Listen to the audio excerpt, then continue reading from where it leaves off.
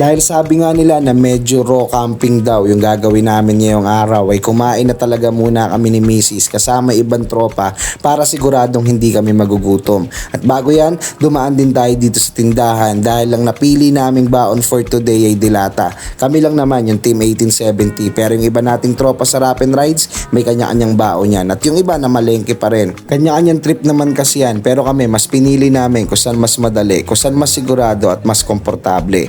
Bali mula dito sa arko ng Kabading kakaliwa na tayo at didiretso na tayo sa way na to. Ito yung daan pa sa Pinit o papuntang Little Baguio. Dire-diretso ka lang dyan, baybayin mo lang yan at pagdating mo dito may dalawang daan. Pag kumaliwa ka, ayan yung pa sa Pinit Little Baguio, tayo didiretso tayo dito. Kung saan nadaanan natin tong sobrang daming bahay. Ginagawa pa lang siya sa ngayon at sabi nila housing daw yan ng gobyerno. Pakitama na lang kung mali ako. Bali dire-diretso lang tayo, baybayin nyo lang yan hanggang makarating kayo rito sa eskwelahan ng Sitio Binayoyo.